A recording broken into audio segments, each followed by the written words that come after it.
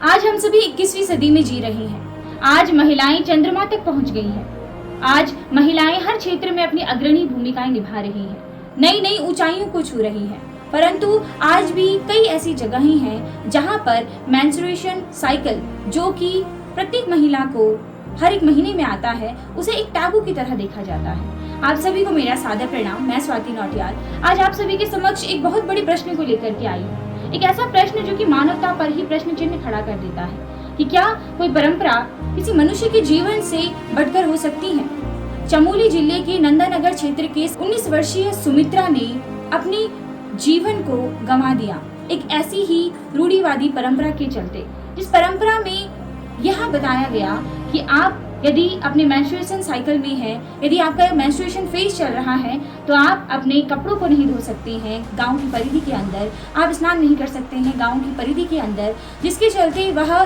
दूर नदी के किनारे गई जहां पर वे कपड़े धो रही थी 15 अगस्त 2026 को। और हम सभी जानते हैं कि आजकल मानसून का समय है, जहाँ पर नदियाँ अपने उफान पर होती हैं, जहाँ हमें यह हिदायत दी जाती है कि आजकल नदियों से दूर रहें। वहीं 19 वर्षीय सुमित्रा को नदी में जाने को मजबूर किया गया और नदी के तेज बहाव में वो बह गई। एक सप्ताह पश्चात 19 वर्षीय सुमित्रा का शव बरामद हुआ। 19 वर्षीय सुमित्रा की मौत चीख चीख कर यह प्रश्न उठा रही है कि परंपराएं क्या मनुष्य के लिए है या मनुष्य परंपराओं के लिए है। वह प्रश्न उठा रही है कि आखिर किस प्रकार की शिक्षा व्यवस्था है, हम किस प्रकार के शिक्षित स्वयं को कहलाते हैं, जब हम गलत को गलत और सही को सही कहने की हिम्मत नहीं रख पाते हैं। किसी भी समाज की शक्ति इस बात से निर्धारित नहीं होती कि वह कितनी पुरानी मान्यताओं को लेकर के आगे बढ़ता है, बल्कि इस बात से निर्धारित होती है कि वह अपनी कितनी गलतियों को सुधारता है, वह अपनी मान्यताओं का कितना पुनर्निरीक्षण करता है कि यह मान्यता जीवन के लिए कितनी सरल है, कितनी सुलभ है। मेंस्ट्रुएशन साइकिल फीमेल बॉडी का एक नेचुरल प्रोसेस है। आखिर कब तक समाज इसे टैबू मान करके चलता रहेगा। आप सोचिए कि मेंस्ट्रुएशन साइकिल के दौरान लड़कियों को कितनी ज़्यादा तकलीफ का सामना करना पड़ता है, और तब यदि उनके ऊपर इस प्रकार की परंपराएं थोपी जाएं तो उनकी क्या मानसिक स्थिति रहती होगी। हम सभी का दायित्व है अपनी परंपराओं को आगे बढ़ाने का, परंतु हम उन्हीं परंपराओं को आगे बढ़ाएं जो परंपराएं समय, ज्ञान और मानवता की कसौटी पर खरी उतरती हो। इतिहास गवाह है कि समाज में कई प्रकार की कुरीतियां थी। यदि राजा राम मोहन राय न होते तो सती प्रथा का कभी अंत न होता।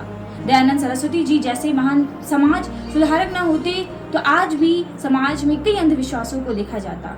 आज भी हमारे समाज में कई प्रकार के अंधविश्वास हैं, उनके खिलाफ हमें आवाज उठानी है। आप भी समाज सुधारक हैं, आप भी व्यक्ति हैं जो किसी की सोच को बदल सकते हैं। यदि आपको भी कहीं पर लगता है कि जीवन इस चीज से, इस परंपरा से संकट में आ सकता है, तो उसके खिलाफ आवाज अवश्य उठाइए। यह हमेशा याद रखिए कि सुमित्रा की मौत किसी बीमारी से नहीं हुई, अपितु समाज के प्रत्येक व्यक्ति की सोच से हुई, जिसने ऐसी परंपरा के खिलाफ कभी आवाज उठाने की कोशिश नहीं की। सुमित्रा का यह बलिदान जाया न जाए, हम इस बात का ध्यान रखें। किसी भी बेटी को आने वाले समय में इस प्रकार की घटना का कभी भी सामना न करना पड़े। मैं भगवान से यही प्रार्थना करती हूँ कि वे दिवंगत आत्मा को अपने श्री चरणों में स्थान दें, और यही प्रार्थना करती हूँ कि हम सभी समाज के तौर पर एक सजग नागरिक, सजग युवा होने के तौर पर इस प्रकार की जो कुरीतियाँ हैं उनके खिलाफ आवाज़ अवश्य उठाएं। इस घटना पर आपकी क्या राय है,